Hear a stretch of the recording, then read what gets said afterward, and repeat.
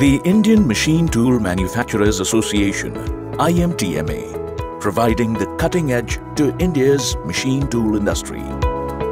IMTMA was formed in 1946 with a vision of providing a one-stop impetus for the machine tool industry in India, spearheading India into the forefront of industrial revolution by providing a platform for symbiotic industry growth and innovation-led machine tool technologies. What's more, IMTMA has today become a center of excellence for focused application-based training.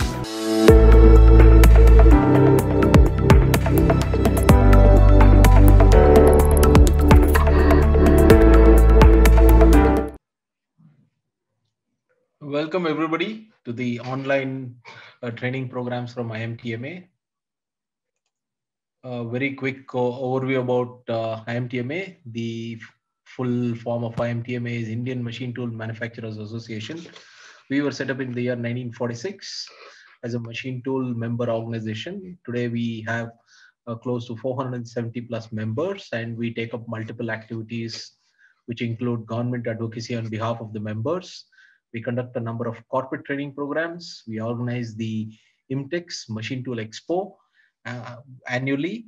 And besides that, we conduct a lot of training programs where we are focused on enhancing the competitiveness in manufacturing. We have conducted over 126,000 plus man days of training so far, with a portfolio of 200 plus standard training programs.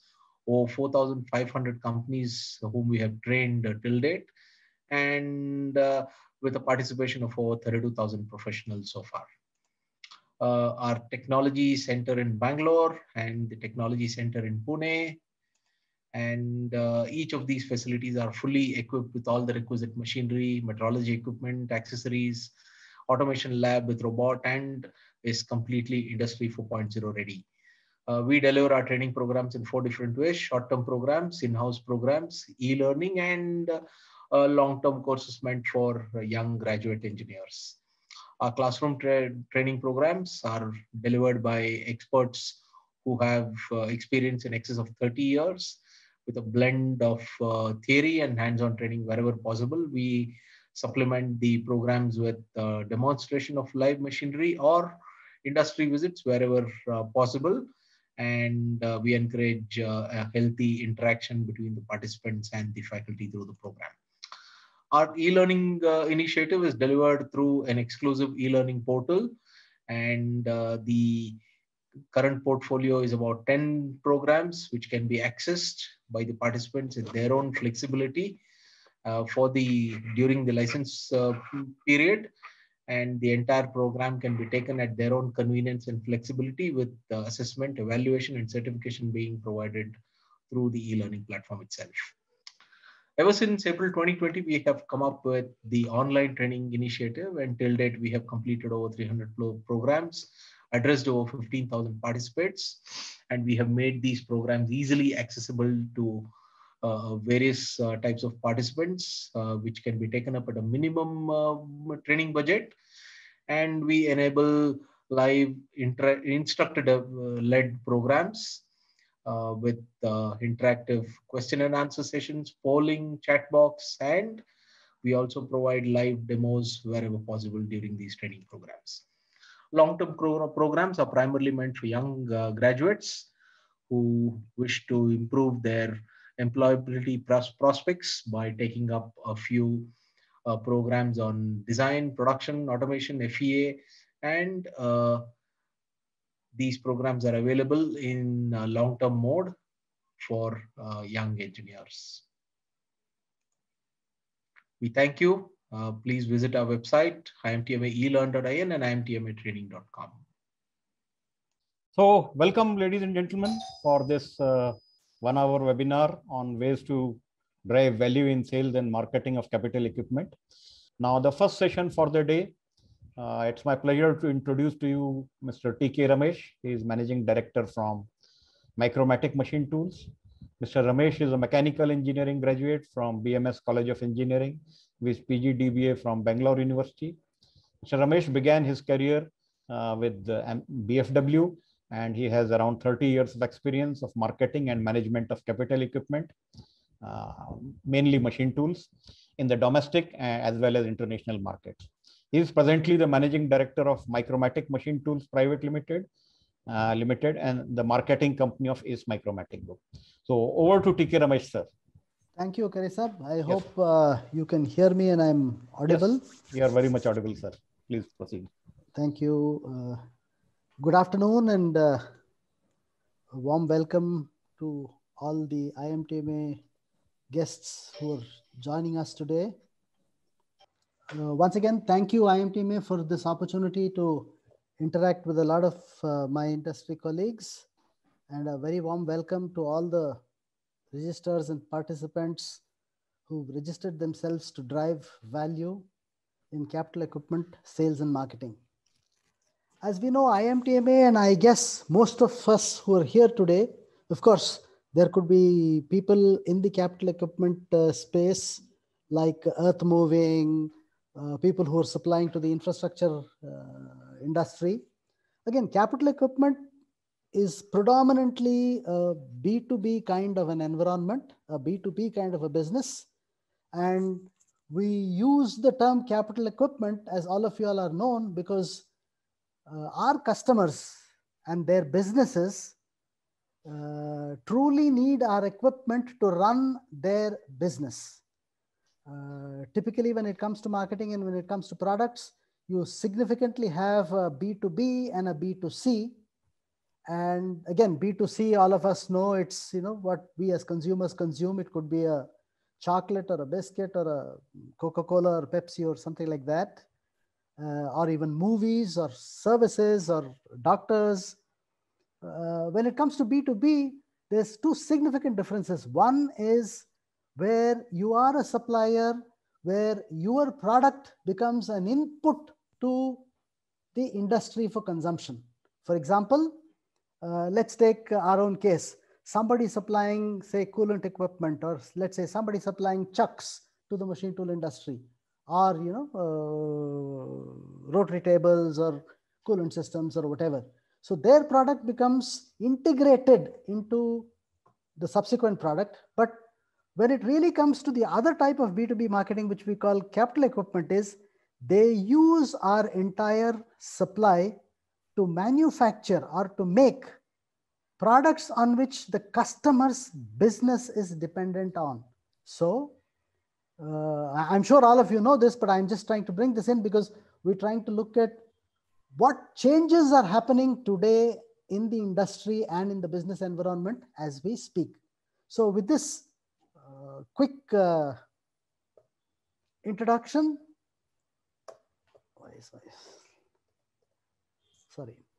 let me quickly move on to a word about the Ace Micromatic Group and Micromatic Machine Tools themselves. Many of you perhaps are aware, we are a 17 billion rupee was our turnover and our top line for the last year, the year 2021. We are in turning, milling, grinding, Ace, AMS, Micromatic Grinding, Pragati, Amit. So we have in us capital equipment. We also have products in us which go in as inputs to other industries. And we also have a host of an ecosystem that caters to our own machines and also to industry at large. For example, where we make our parts, big parts, small parts, heavy parts, we also make parts for other industries.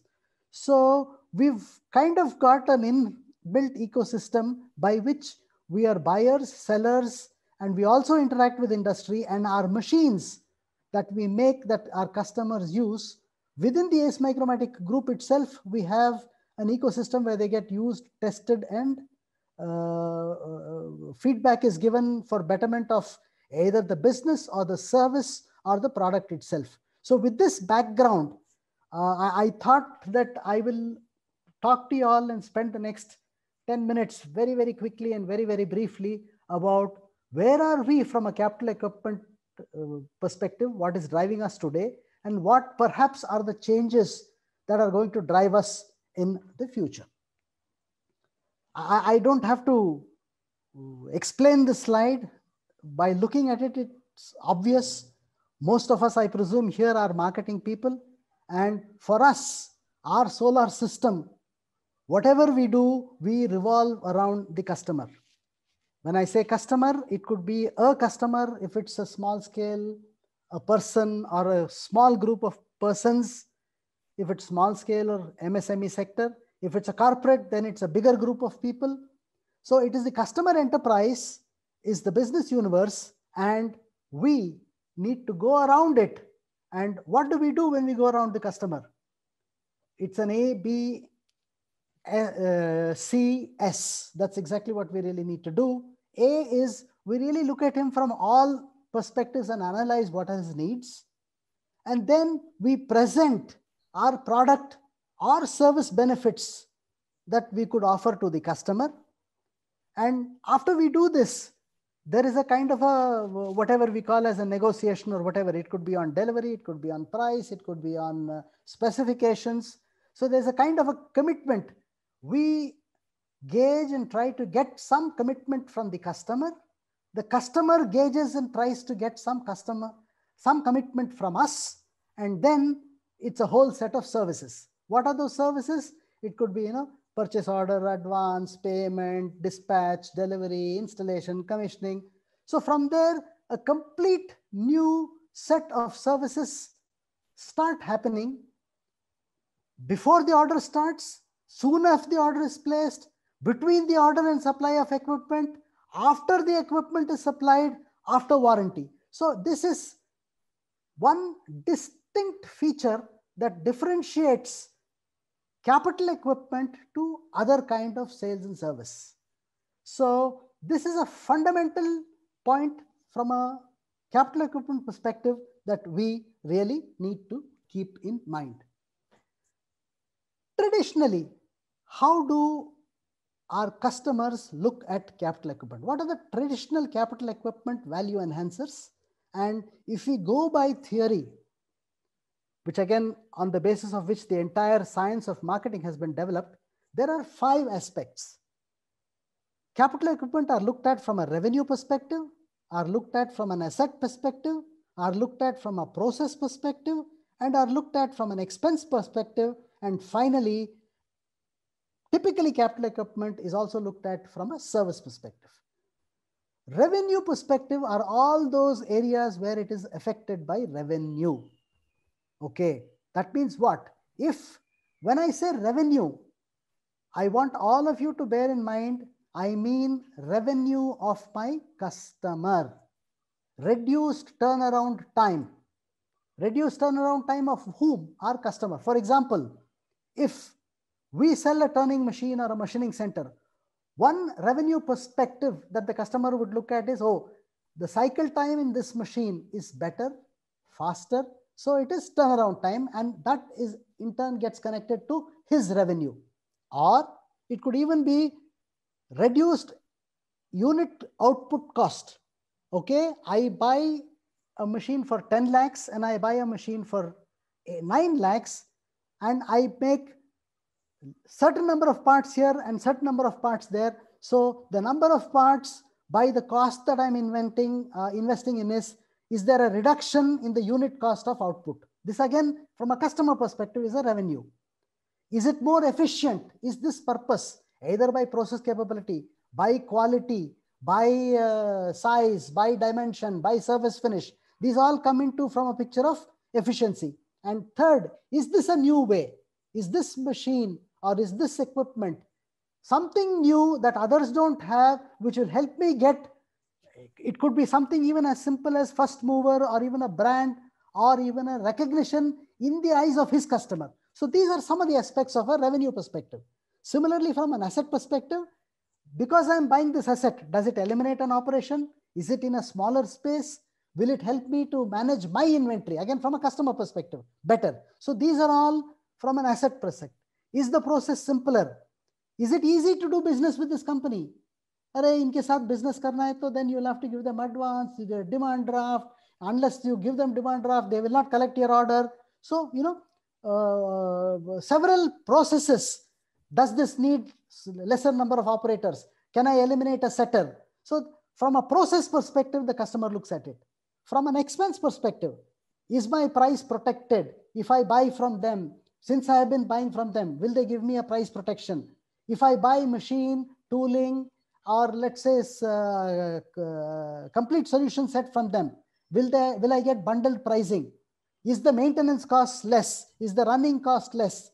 If I buy this machine, I don't have to train my people because I'm already using, or the use of this machine is very similar to other machines. So these are from an expense perspective. And last but not the least, we all know the service perspective, which is, what kind of support do I get if I get this machine? Not only in warranty, even before warranty, do I get support for commissioning? Do I get support for training? Is there valid, is this machine dependent, and is it as per certain standards? Will I get 24/7 service?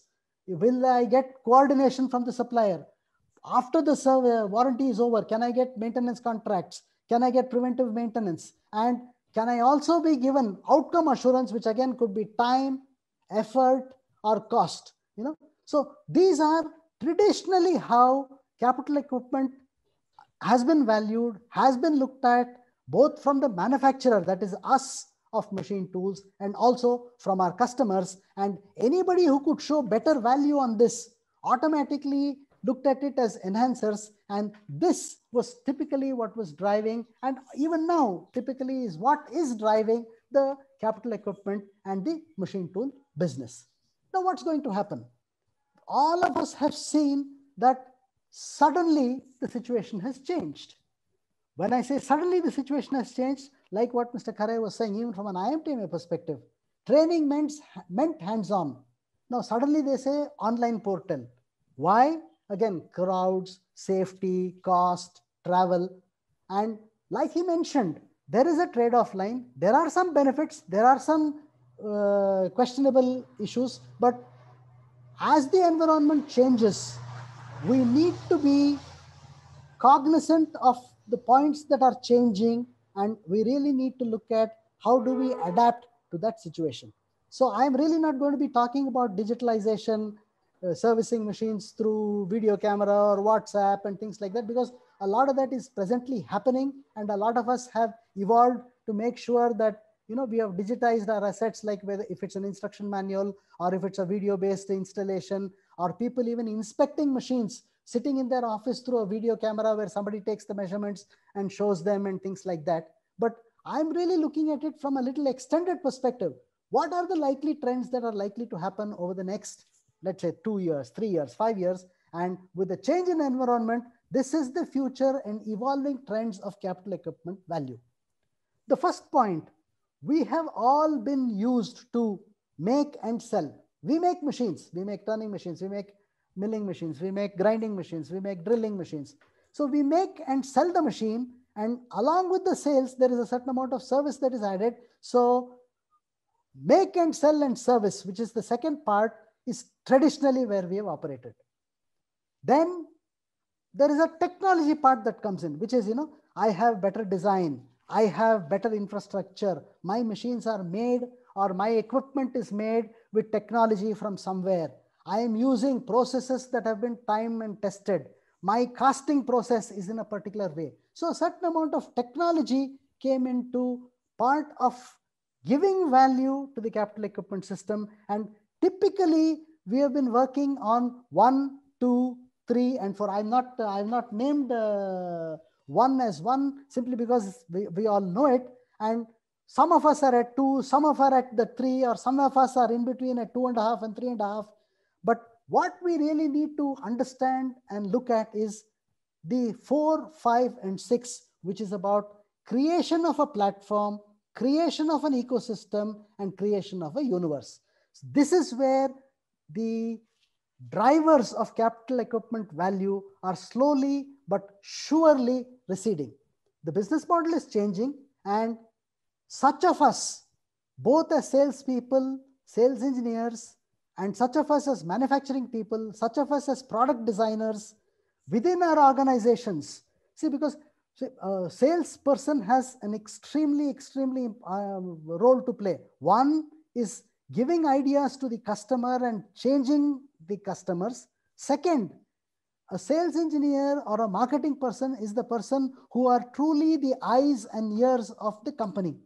So They spend most of their time in the market. So what is happening in the market, whether it's on price, whether it's on processes, and whether it is customer expectation, it is their duty to periodically, by inputs to the manufacturing, to design, look at these changes and give these inputs so that the company as a whole changes to adapt to this new universe. So it is about understanding data, linking them to outcomes. All of us know that today it is not just the machine, but so it is about understanding that from a data perspective, linking data to outcomes, and then discovering value on both sides of the chain, up and down, and making those organic and inorganic responses that are needed, that are required by the marketplace, and converting this into some kind of a self-organizing system.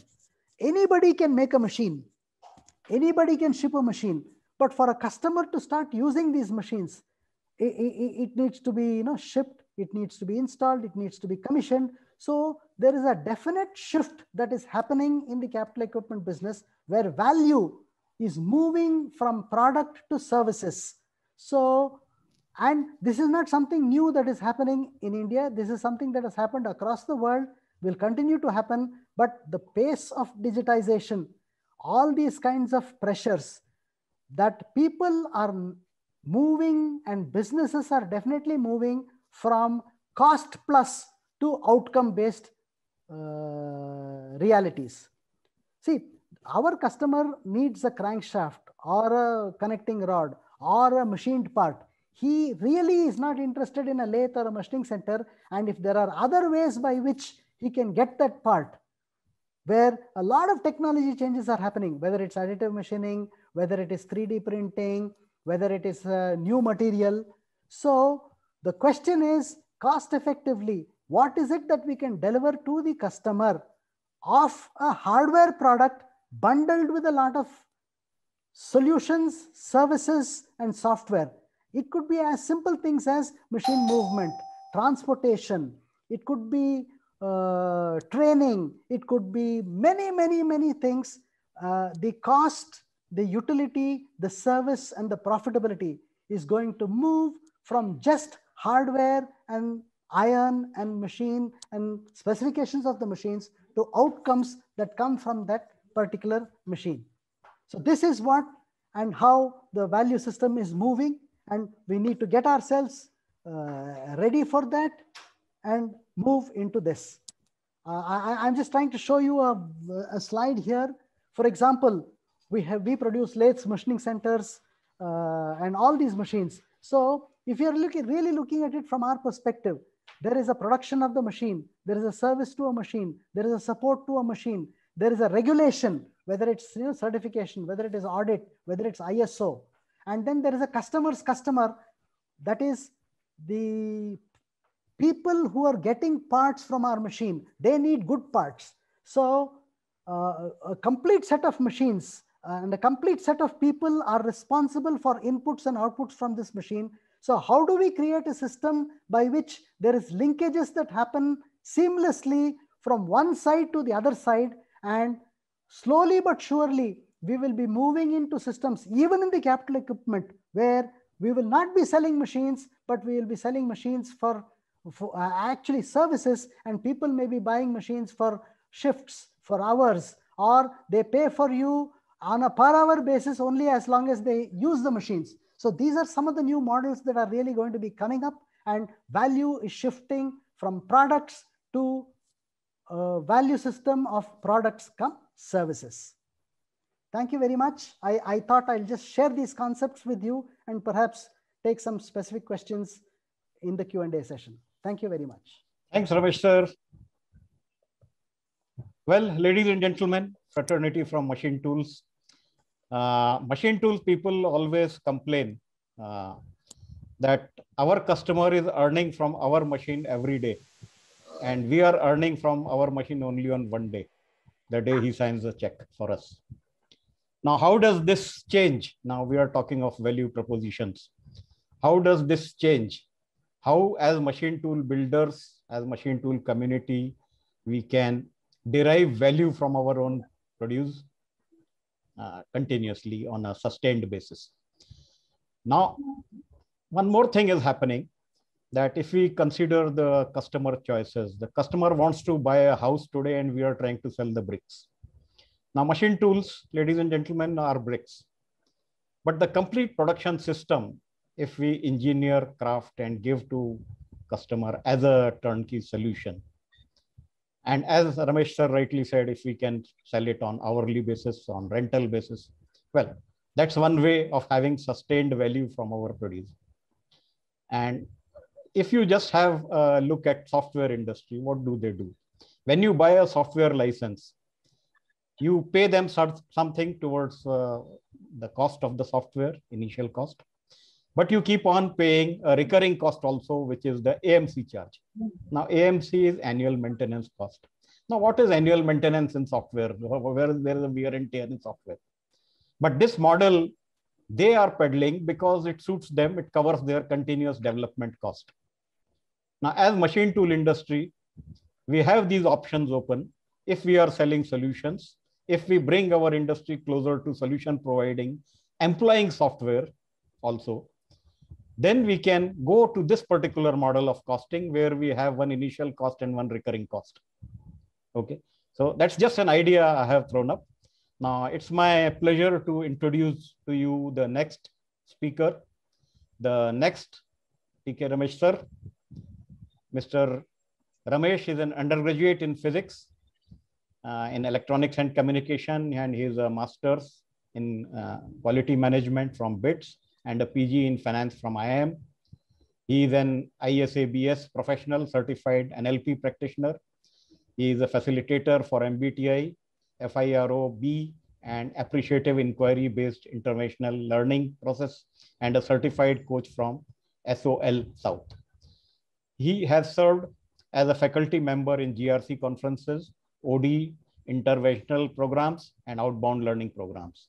His industry experience of 3 decades spans the area of supply chain, operations, HRD, training and development, OD interventions, and performance coaching. So Mr. Ramesh sir will take us through what personality traits help a machine tool seller in the market. Over to Ramesh sir. Thank you, Avinash ji. Yeah. Good afternoon, everybody. It's a big honor and pleasure to be with you all this afternoon. And it's also a great pressure on me. Like you salespeople feel in front of your customers, I feel after one T.K. Ramesh speaks. Because if you have a different name, at least people will say that, okay, that guy is different, this guy is different. When you carry the same name, same initial, then fitting into the shoes of my senior is always a difficulty. Okay, he's happily laughing, sadistically laughing. Now you can compare the both, Ramesh sir. So, yeah. I was listening to him very carefully, right? Machines, technology, engineering, integration, everything happens equally at all the places. If all the things becoming equal, technology, what do you call the machine, everything becomes equal, what makes a difference is the people. Correct? And the topic that is given is way to drive value into the sales and marketing of capital equipment.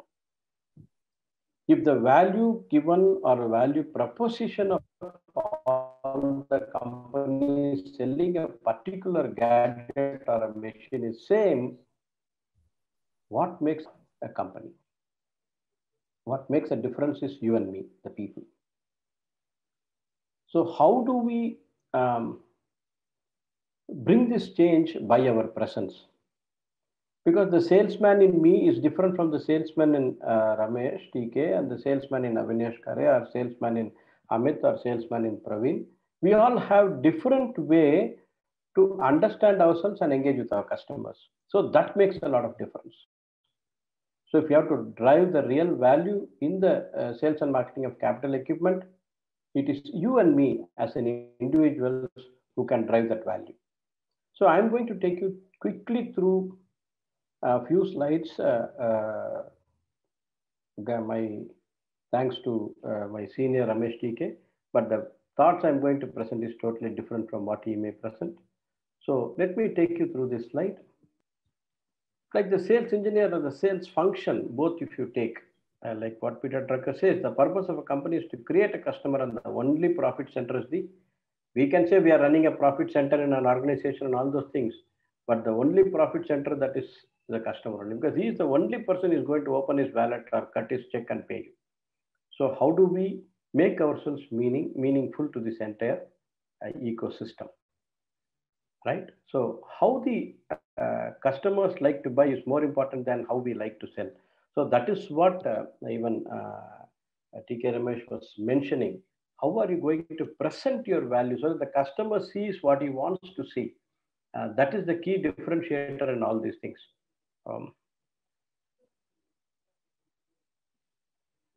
So some of the key functions of a sales and marketing function are, at the broad level, market understanding. One is my market as a manufacturer like AS Group, my market, right? And the competition understanding. I need to have this. And scoping of potential client category and clients. How do I scope my client within this market? Third is profiling my potential customers.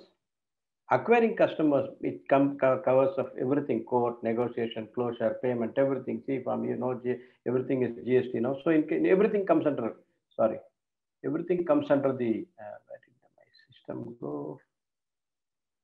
So acquiring customers. Third is customer relationship management. And there can be bigger roles in the area of sales and marketing function. So if you look at each of these lines, it is not about sales and marketing I'm talking about. It is about the person who is going to do it, like you and me. How do I understand what is my market? How do I understand my competition? How do I scope? How do I profile? How do I acquire my customer? How do I manage my customer relation? All these things, there is an element called you, which is different from others. If I and Mr. Avinash go to meet a customer, we will bring in different personality hours in dealing with the customers. So though we may be expert in the same area, but we may bring in different personalities. Which is that personality? How do I align? Like he was mentioning very clearly, Avinash was mentioning, the customer wants house and we sell bricks. Correct? That's what his initial statements were. So what does the customer want? How do I understand? More than what he wants, he has to choose to buy from me. How do I make him look at me? How do I make him recognize me? How do I align myself to him? All these things are going to make a lot of difference. So this is the, what is it? Okay, so when you look at a successful salesperson, they know their industry, product, process, company. This is what Mr. Ramesh was saying. Know how to plan, organize themselves, collaterals, attitude, willingness to help, value, understand the behavior and that. This is the key thing what I'm going to stress on. While all the other things can be given by the Indian Institute of Management or any of these management institutes dealing with marketing management, understanding one's behavior and that of their customers is you have to develop.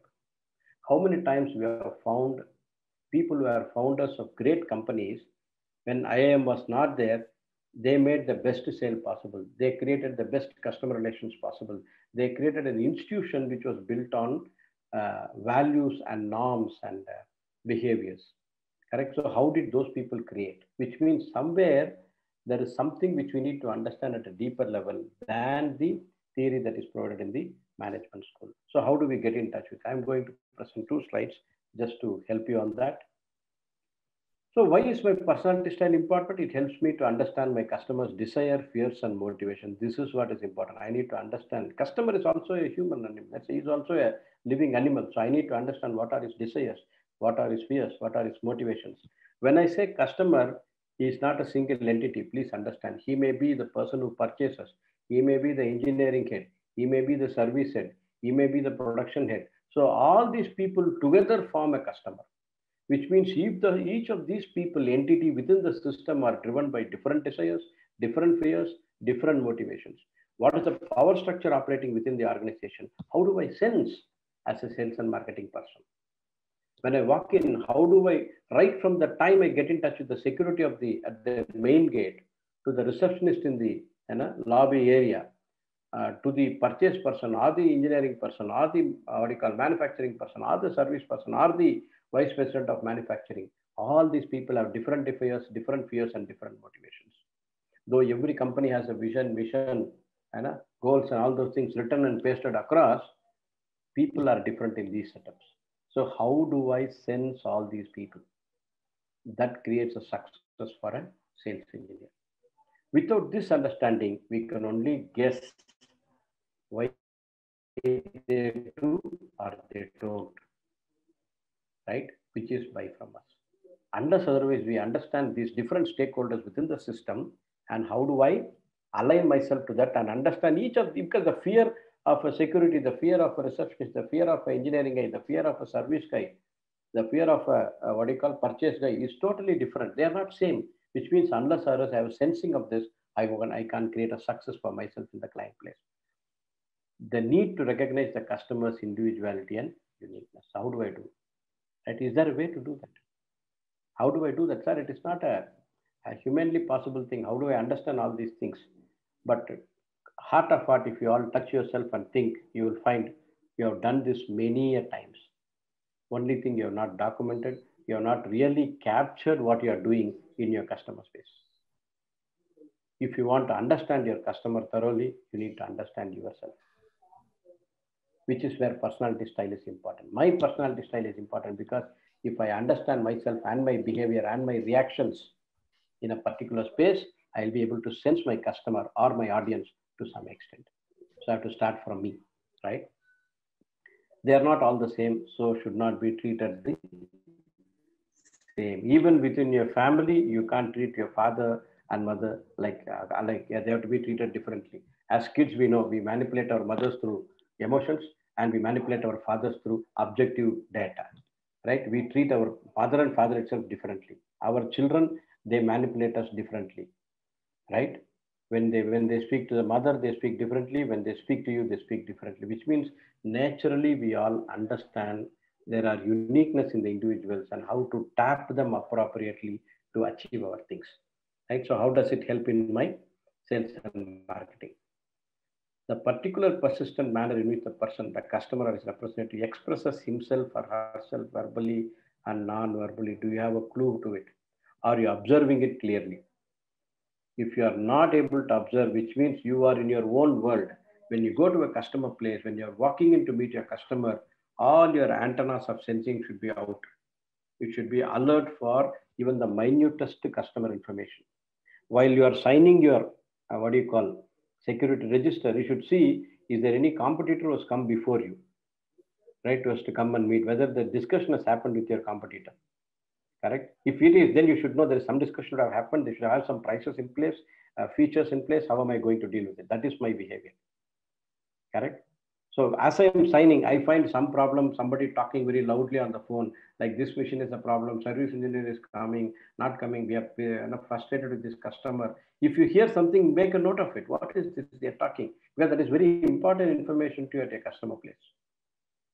So every information at your customer place, what you see, what you hear, what you feel, everything is important. As a sales engineer, how much you are able to sensitively capture, analyze, infer, and pocket it so that it can be used appropriately to create a success for it. This is where it is. So the behavior customer persistently exhibit is what is happening. The behavior of the salesperson persists in all is as part of the sales process, right? So let me look at, this is the simple table. If we are understanding this table, I think we are through. So I'd like to just to capture one each. Yeah. If you classify of customer and how do you want to align yourself into 4 quadrants, analytical, driver, amiable, and expressive, then how as an individual you are going to align with your customer, right? If you find your customer is critical in nature in terms of having a chat with you, then you have to become industrious. Industrious means I have become innovative. I need not worry about what he throws at me personally or at my company, but I look at it very objectively as a problem for a customer to be solved, and I become industrious in solving the customer problem. Criticalism may criticize your machine. All these machines are like this here. You will come like this and say all things in after that you'll say 6 months. You'll be critical of every small thing that you present to him. But you have to align yourself with him from a perspective of industries. If you take him seriously, then what happens? You'll try to defend, you'll try to get affected, you'll try to be, you'll get frustrated, you'll get angry. So the minute you change your attitude from one of industrious to one of serious, then you have a different effect on your customer because it impacts you differently. If you try to become orderly, once again, you'll try to defend and say what is right, what is wrong. You will get into a argument mode with your customer, correct? When you become vigilant, what happens? You are very alert to what complaint is going to make next and you'll prepare yourself to defend that. So in my opinion, if there is one trait in the customer that you see is getting critical, being industrious in your approach dealing with the customer will help you get a success. Similarly, let's look at another thing which is which we want in our customers, amiable, right? A customer is dependent on you. He says, no, I don't know how to do this. I need help. I'm really confused. And yes, being one of the biggest company in this space, I would like to fall back on you on all those things. If this is what he tells, you have to be willing to help him. You have to be willing to collaborate. You will be willing to cooperate. The minute you say that his dependency as a need gets satisfied, his critical as a need is getting addressed by being industrious, his dependency on you because he's struggling will get addressed by you being willing to him. So every behavior of your customer, every personality of your customer, if you are able to address it appropriately by way of your behavior, then you get a success there. How many times when we meet a customer, we have profiled him in any of these. The customer, be careful, he is pushy. He is very blunt here. He will manipulate you. You will say all those things, but we don't document it properly and say how I need to address this. When you do a knowledge transfer to your next guy, you are getting promoted, or you are shifting to a new geography. Are you transferring this knowledge to your next level guy? We only give pending orders or pending inquiries or pending payments or pending C forms in those days as GST forms now. This is what we think is knowledge transfer. No, knowledge transfer is knowledge about the customer. Because you are the person who has first-hand information about the customer.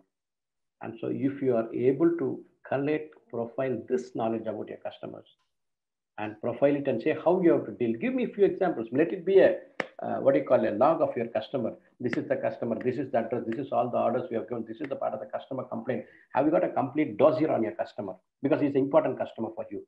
And in that dossier, you put something on these things. The customer, if this is the person from the customer side, he is reactive, he is excitable, he is dependent. You put some profiling, ask few conversations which has happened, record it so that it is easy for somebody to go and address him, go and speak to him.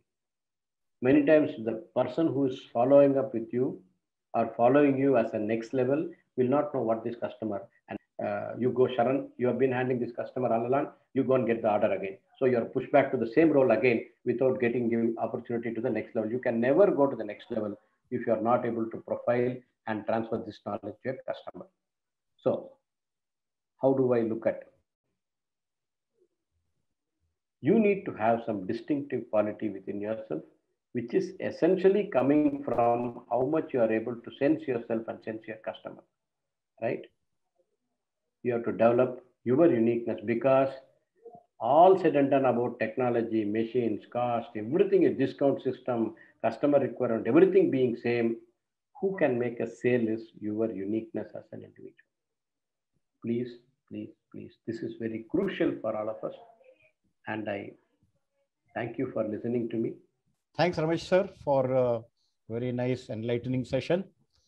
Well, ladies and gentlemen, with this, I take you through my presentation.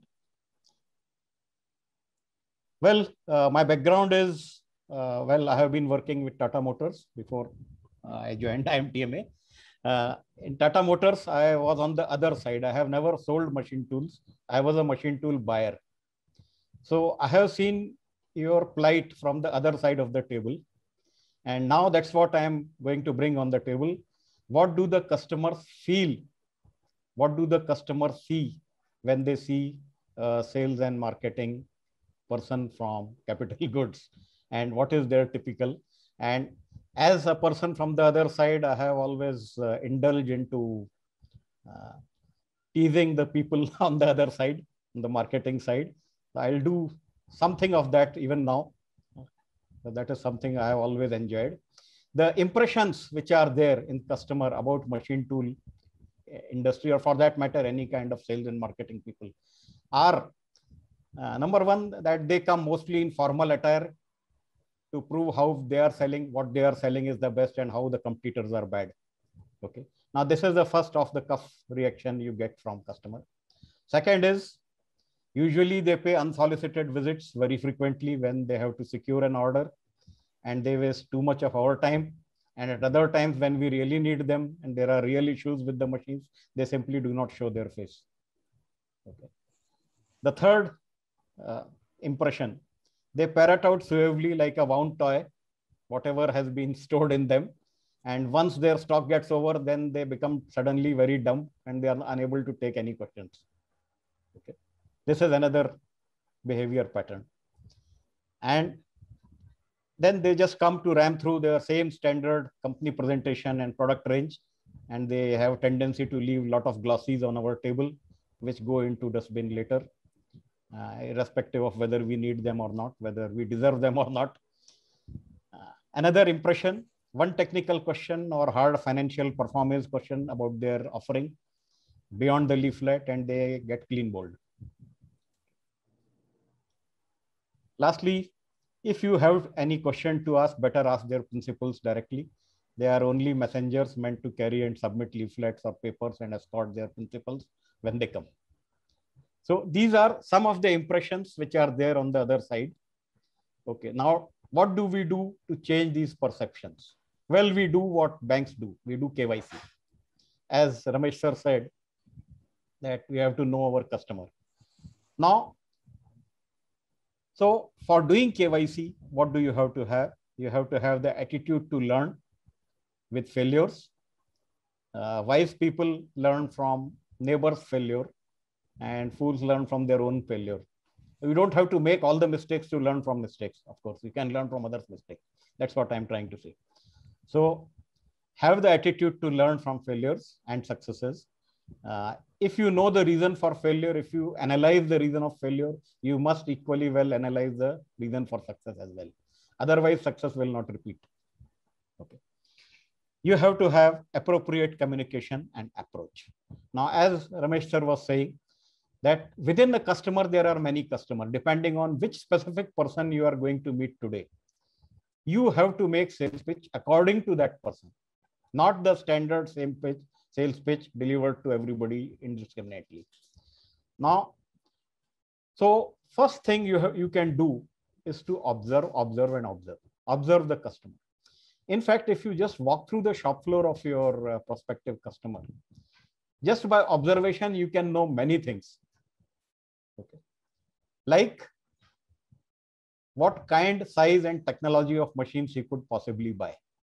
You will get an idea just by walking through his shop. You don't have to ask anybody. You can find out what he is going to buy. Okay. What could be his favored nationality of the machine, brand, and which particular Indian agent is going again and again. Since you are in the field, you would know which brand machines are sold by whom. Okay. Also, what could be his budget? You can make a guess. Okay. What could be his application? Certainly, you can find out. What kind of system integration requirements are likely to be there? Will he buy a machine, or he will buy a machine plus fixture, plus CAD CAM, plus peripherals? So that kind of judgment you try to arrive at. Who could be the stakeholders and what they could expect? As Ramesh sir was saying, that stakeholder could be the maintenance in charge, he could be the quality in charge, he could be the finance man, he could be the man who is negotiating, he could be the man who's signing the check, he could be a corporate planner. Okay, so whosoever is the stakeholder, you get to know the stakeholders, those are involved. What kind of problems and limitations could be there in the existing setup? That you can guess very easily. And what references and case studies could be most appropriate for this customer to present. Normally, it is customary to show him a running machine identical to what he intends to buy with a happy customer. That is a standard practice, but many times I have seen salespeople try to show things in bits and pieces. You want an ATC, okay, have a look at ATC on this machine. But for rest of the machine, you look at another machine. For third feature, software feature, or FANUC features, you look at fourth machine. So like that, you present features in bits and pieces. Now it becomes something like somebody is selecting bride-to-be from photographs. You give 4 photographs and say, आँख इसके जैसी, नाक इसके जैसी, face इसके जैसा. So one cannot make a choice like that. Obviously, you have to give a complete case. Okay, good. When did the customer buy the machine last? If you come to know, you would know the probability of whether he will buy this time or not. And again, to change the perceptions that he has about you, you have to do KYC, meaning you have to know the modus operandi of the organization which you are seriously targeting. What are their current guiding principles? Are they into volumes game, or they are running after quality, or they want a positional machine because they are in a godforsaken place where there is no backup available? So accordingly, you have to customize your sales pitch instead of rattling the same stuff everywhere indiscriminately. Know who you are dealing with today in the organization. What is his perspective? What is his problem? What is his peril? What is his pain point?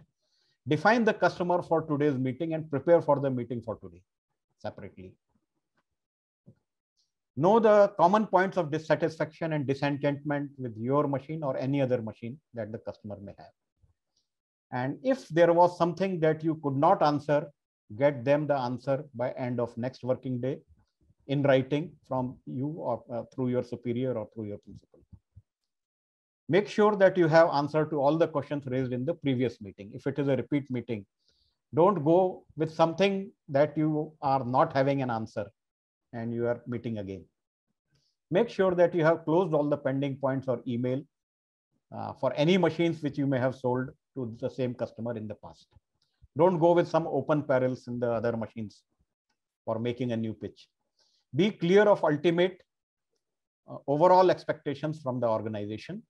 Know the state of art as well as competitors' position with facts and figures.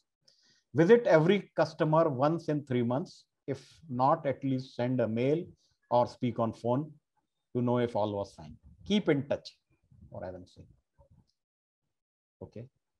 And make sure before you clinch a deal, is the customer clear about the capability and capacity of what you are offering, the acceptance criteria, what he must procure and manage at his hands should be clearly spelled out, commercial terms and their implications for him, inclusions, exclusions from the deal, how much it will cost him eventually, and availability of adequate funds should be there with him, his operating cost, what kind of competencies are required to operate the equipment, whether he has them. If not, you have to highlight that as a concern much in advance. Compatibility issues with prevailing systems or his software environment. Sometimes things like antivirus may not be compatible with the computer that you are giving. Okay. Now, either you make sure that you are clear about all of above bullets, or you can be rest assured that your customer is going to get a Jor Ka Jhatka later. There was a song, Jor Ka Jhatka, Dheere Se Lage, like there was a caption from some ad, like the rude shock delivered smoothly. That is what it means literally. Okay. Now, what is the rude shock that one can get through capital goods? That if you don't clarify, the buyer will be under impression that whatever machine he is set out to buy will produce at the speed, RPM or strokes per minute as per the machine specs, and give consistent quality and accuracy test report existing in the shop floor situation. In his as-is situation, all this will be delivered. Whereas what happens after he buys the machine, you start convincing him, bending back, that quality and speed are ultimately function of various things, tools, CAD CAMs, material inputs, thermal variability, process discipline, competency. Machine is only one of the enablers in the process. Now, instead of saying this towards the fag end, keep him informed well in advance so that he does not get jor ka jhatka later. Right? Well, this is all from me.